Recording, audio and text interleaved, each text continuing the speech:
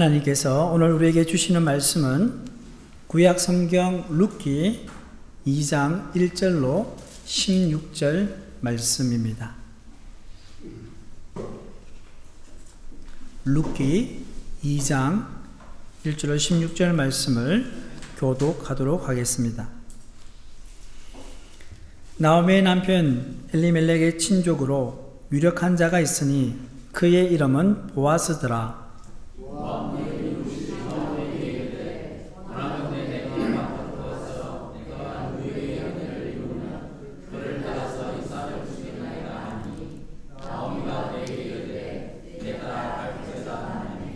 룻이 가서 베는 자를 따라 밭에서 이삭을 줍는데 우연히 엘리멜렉의 친족 보아스에게 속한 밭에 이르렀더라. 마침 보아스가 그들의 모습을 봤어 베는 자들에게 이르되 여호와께서 너희와 함께 하시기를 원하노라 하니 그들이 대답하되 여호와께서 당신에게 묵시기를 원하나이다 하니라.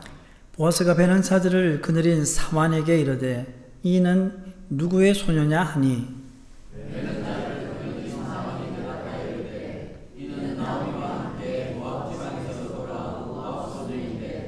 그의 말이 나로 베는 자를 따라 단 사이에서 이삭을 줍게 하소서 하였고 아침부터 와서는 잠시 집에서 쉰 외에 지금까지 계속하는 중이니이다.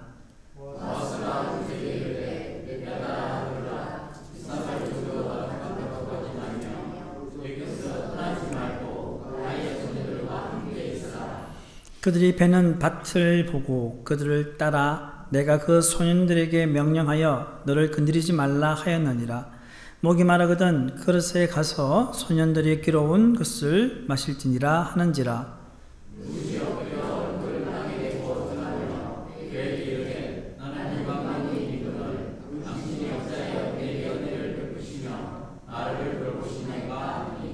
보아스가 그에게 대답하여 이르되 내 남편이 죽은 후로 네가 시어머니에게 행한 모든 것과 내 부모와 고국을 떠나 전에 알지 못하던 백성에게로 온 일이 내게 분명히 알려 듣느니라.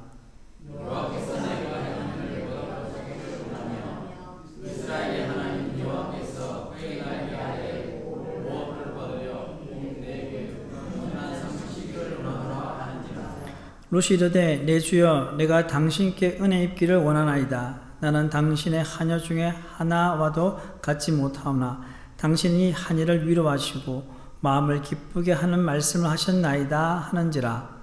식사할 때 보아스가 룻에게 이르되 이리 와서 먹으며 내 떡을 주에 주시라고 룻이 옥식 베는 자를 곁에 앉으니 그가 볶는 음식을 주며 룻이 배불리 먹고 남았더라. 룻이 이삭을 주우러 일어났을 때 보아스가 자기 소년들에게 명령하여 이르되 그에게 곡식단 사이에서 줍게 하고 책망하지 말며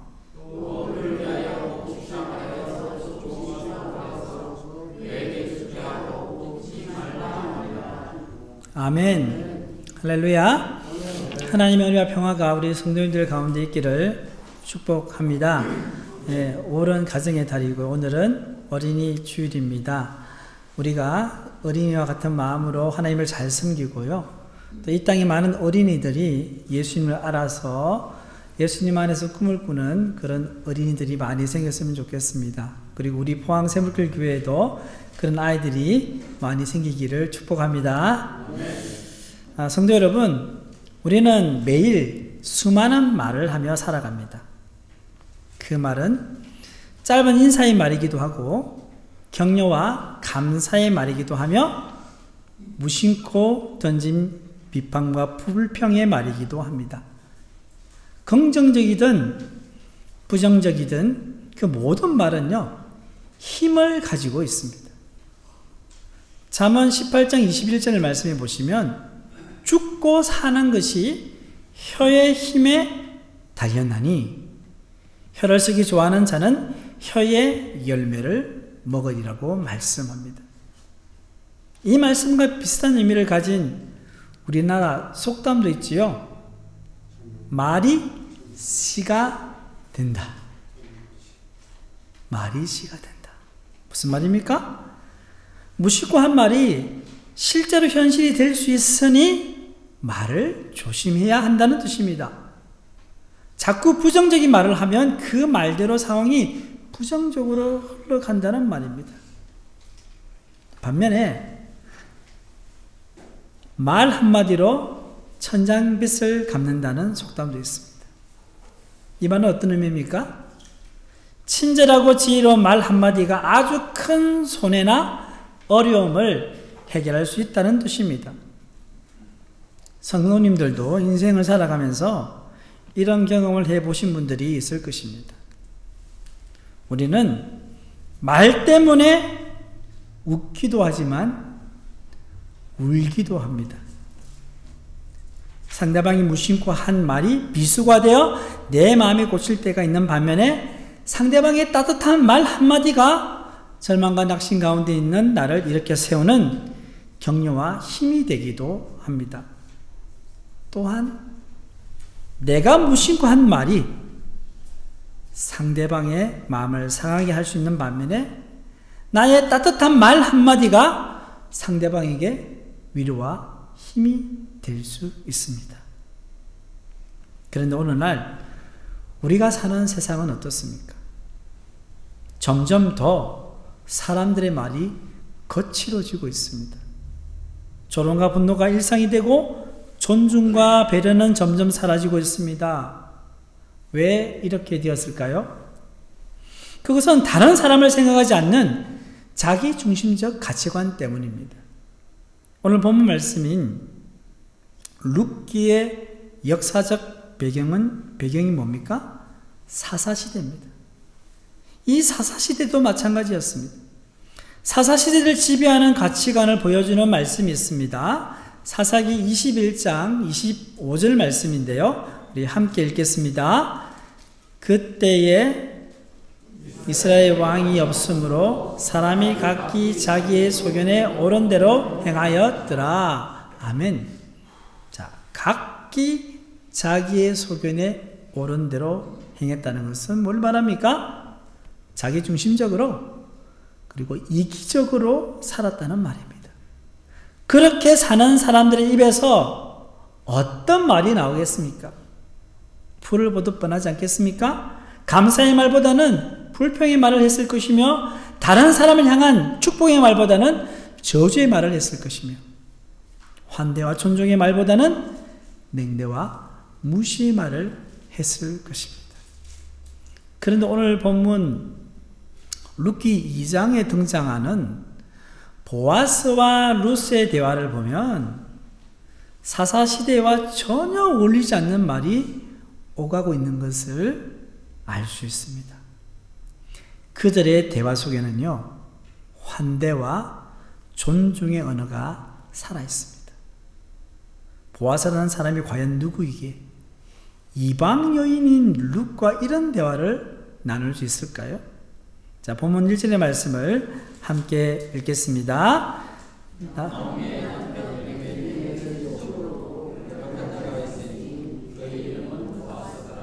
자, 여기에 보아스가요, 나오미의 남편 엘리멜렉의 친족으로 유력한 자라고 말씀합니다.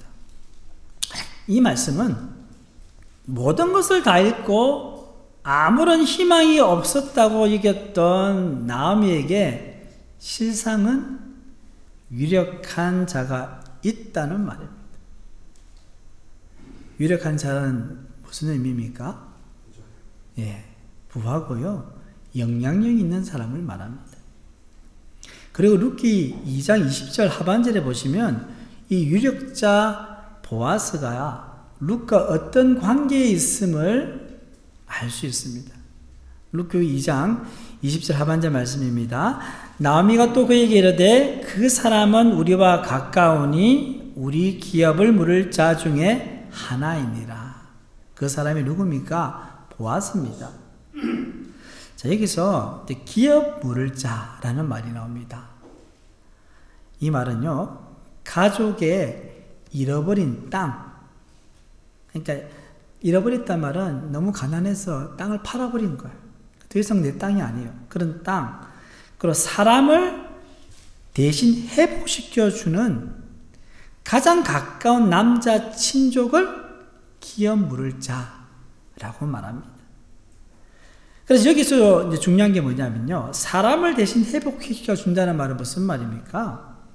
이 기업 물을 자인 이 보아스가요, 룻과 결혼하여 아들을 낳아서 나오미의 남편 엘리멜렉의 대를 이어주는 거예요. 그래서 구약 성경에 보면 형수를 이렇게 취하는 게 있어요. 왜냐하면 형이 있고 동생이 쭉 있잖아요. 형이 아들을 못 낳고 죽잖아요. 그럼 동생이 형수를 취해서 대신 형이 아들을 낳아주는 그런 이제 제도가 있는 거예요. 그러니까 지금 기업 물을 자가 바로 그 일을 하는 자입니다. 그런데 룻은 어떻게 이 보아스를 만나게 되었을까요? 룻기 1장의 이야기를 보면 나오미는 모든 것을 잃고 절망 속에 있을 때 룻의 동행으로 희망이 생겼습니다. 이는 나오미가 룻을 통해서 헤세드의 하나님을 경험했기 때문입니다. 그래서 나오미와 룻 두 사람은요 함께 베들레헴에 도착할 수 있었습니다. 그런데 당장 먹고 사는 문제가 생겼습니다. 어려웠습니다. 며느리 룻은요 가만히 있지 않고 어떻게 해서든지 시어머니를 먹이 살리기 위해서 일을 하려고 했습니다. 자, 본문 2절에서 3절 말씀을 우리 함께 읽겠습니다. 모압 여인 룻이 나오미에게 이르되 원하건대 내가 밭으로 가서 내가 누구에게 은혜를 입으면 그를 따라서 이삭을 줍겠나이다 하니 나오미가 그에게 이르되 내 따라 갈지어다 하매 룻이 가서 베는 자를 따라 밭에서 이삭을 줍는데 우연히 엘리멜렉의 친족 보아스에게 속한 밭에 이르렀더라. 아멘. 룻은 남의 밭으로 가서 이삭 줍기를 하려고 했습니다. 자, 룻이 가려는 밭은요 한참 추수가 진행되고 있는 누군가의 밭이었습니다. 누구 밭인지 몰랐어요. 추수를 하게 되면 자연스럽게 이삭이 떨어질 수밖에 없습니다. 그런데 남의 밭에 떨어진 이삭을 줍는 것 좀 이상하지 않습니까? 그런데 이것은요 모세 율법에 나와 있는 내용입니다. 레위기서 19장 9절에서 10절 말씀입니다. 함께 읽겠습니다. 너희가 너희 땅에서 곡식을 거둘 때에 너는 밭 모퉁이까지 다 거두지 말고 내 떨어진 이삭도 줍지 말며 내 포도원의 열매를 다 따지 말며 내 포도원에 떨어진 열매도 줍지 말고 가난한 사람과 거류민을 위하여 버려두라. 나는 너희의 하나님 여호와니라. 아멘. 자, 이것은 하나님께서 가난한 사람과 거류민은 누구를 말하냐면 외국인을 말해요. 외국인을 위해서 마련하신 사회 안전망이에요. 하나님의 사회복지 정책이라고 말할 수 있습니다. 땅주에는 자기 밭의 소출 중에 일부가 이런 방식으로 가난한 자들에게 흘러갈 수 있도록 해야 했습니다. 싹 다 거두면 안 되는 거예요. 룻은 아마도 나오미를 통해서 이 율법에 대해서 들었을 것입니다. 룻은 시어머니 나오미의 허락을 받고 이삭을 주우러 갔습니다. 그런데 룻이 이삭을 주우러 가게 된 밭은 놀랍게도 누구의 밭입니까? 보아스의 밭이었습니다. 본문 3절 하반절에 보시면 우연히 엘리멜렉의 친족 보아스에게 속한 밭에 이르렀더라 말씀합니다.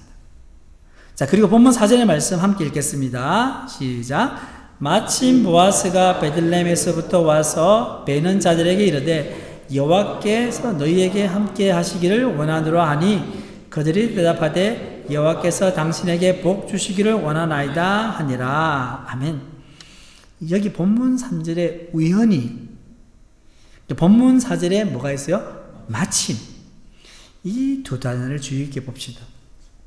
룻이 우연히 찾아간 밭이 나오미의 유력한 친족인 보아스의 밭이었습니다. 그리고 그렇게 룻이 밭에 우연히 들어가 이삭을 주울 때 밭의 주인이었던 보아스가 마침 도착했습니다. 일단 이 두 사건은 이 일을 행하는 룻과 보아스에게 특별한 의도가 없다는 점에서 우연입니다. 그죠? 서로 의도한 게 아니에요. 우리가 보기엔 우연이에요.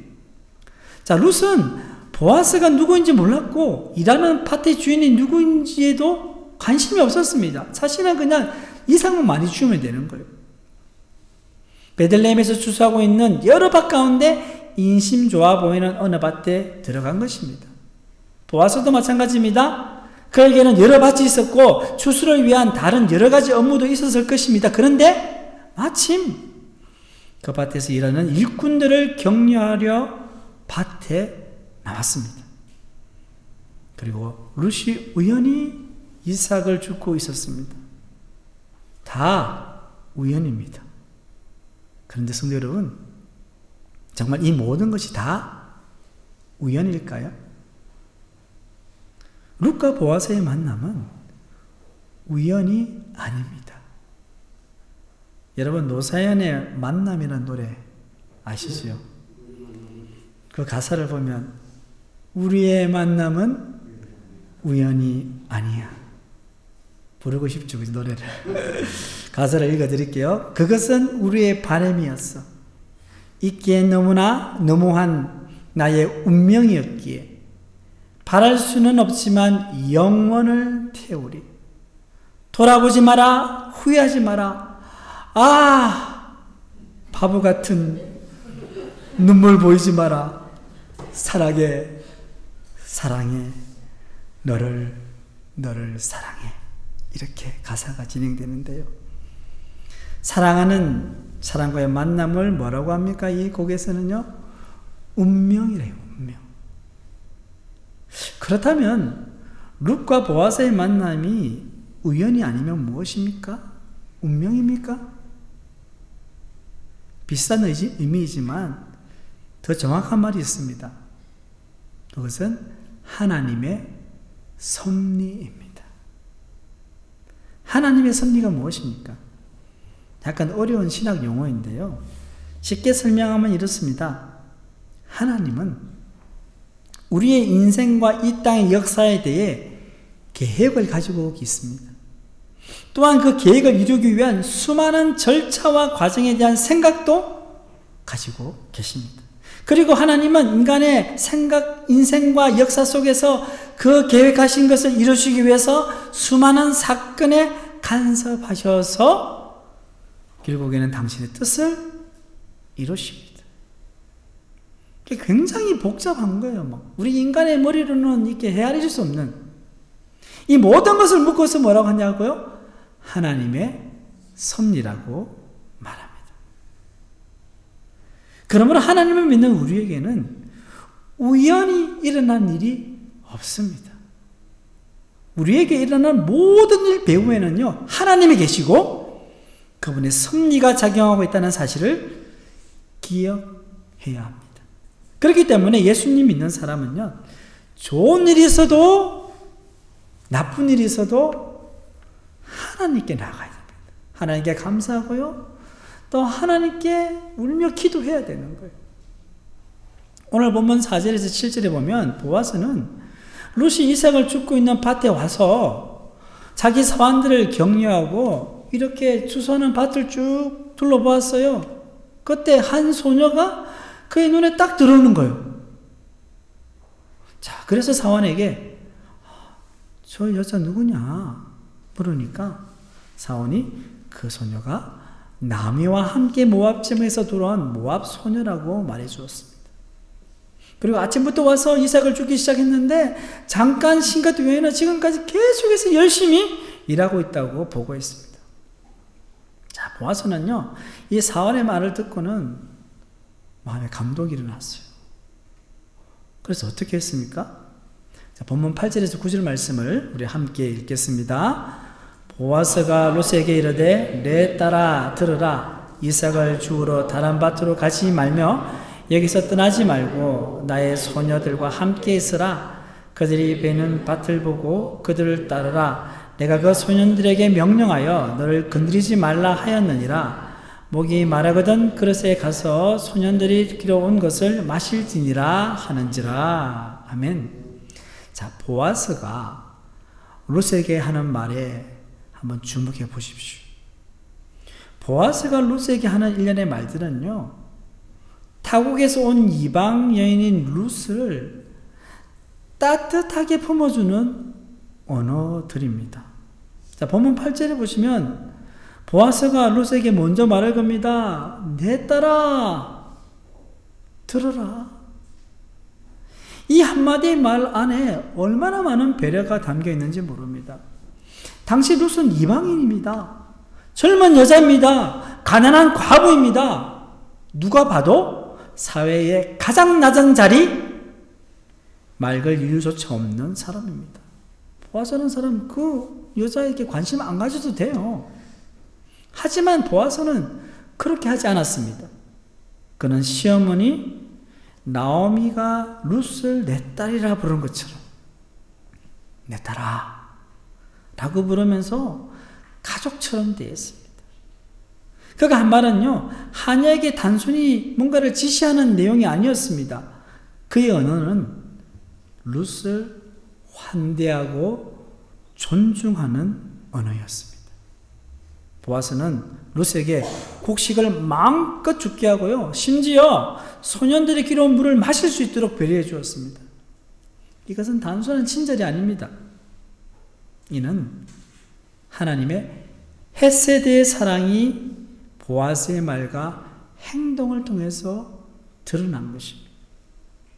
보아스의 이러한 환대와 존중의 은혜에 룻은 깜짝 놀라서 그에게 넙죽 엎드려 절하며 말합니다. 본문 10절의 말씀 함께 읽겠습니다.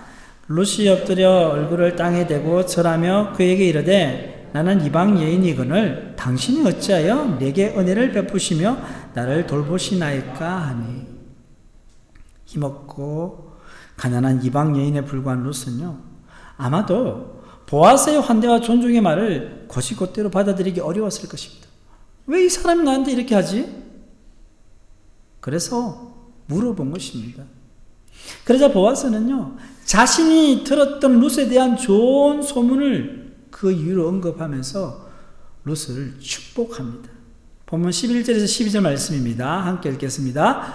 보아스가 그에게 대답하여 이르되 내 남편이 죽은 후로 네가 시어머니에게 행한 모든 것과 내 부모와 고국을 떠나 전에 알지 못하던 백성에게로 온 일이 내게 분명히 알려졌느니라.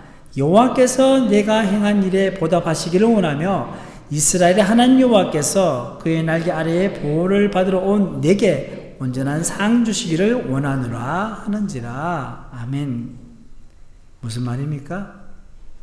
룻기 1장의 말씀과 연결해서 쉽게 말하면 이렇습니다. 딸아, 네가 하나님의 헤세드 사랑으로 시어머니를 섬겼지 않냐? 그렇게 헤세드의 하나님이 너에게 그에게 합당한 상을 주기를 원한다. 이는 룻이 하나님의 헤세드 사랑으로 절망 가운데 있었던 시어머니 나오미와 동행한 것을 말한 것입니다. 얼마든지 모압 땅으로 돌아갈 수 있었지만은 그 불쌍한 시어머니를 살리기 위해서, 그리고 여호와 하나님을 믿기 위해서 그는 그렇게 동행했던 것입니다. 그래서 보아스도 그 헤세드 사랑으로 룻에게 환대와 존중의 언어로 대한 것입니다. 룻은 보아스의 환대와 존중의 말에 마음이 부드러워져서 다음과 같이 말합니다. 본문 13절입니다. 룻이 이르되 내 주여 내가 당신께 은혜를 잊기를 원하나이다. 나는 당신의 하녀 중에 하나와도 같지 못하오나 당신이 하녀를 위로하시고 마음을 기쁘게 하는 말씀을 하셨나이다 하니라. 아멘. 여기서 내가 당신께 은혜를 잊기 원하나이다 할 때 이 은혜라는 단어가 히브리어로 헤세드입니다. 헤세드. 그러므로 룻이 내가 당신께 은혜를 잊기를 원한다는 것은 뭘 말합니까? 보아스를 통해 드러난 하나님의 헤세드의 사랑을 받기를 원한다는 말입니다. 하나님의 헤세드의 사랑은 환대와 존중의 언어로 드러납니다. 룻은 이방 여인이고 하녀 취급을 받아도 아무런 말을 할 수 없는 처지였습니다. 그러나 보아스는 따뜻한 환대의 언어로 그녀를 존중해 주었습니다. 보아스의 말과 행동을 통해 룻은 하나님의 헤세드의 사랑을 경험하게 된 것입니다. 룻이 주스밭에서 받은 것은 여러분 단지 곡식뿐만 아니었습니다. 이삭 주우러 가서 곡식을 얻었잖아요. 그것뿐만 아니라 위로와 격려를 얻었습니다. 그 위로와 격려는 바로 보아스의 환대와 존중의 은혜에서 비롯된 것입니다.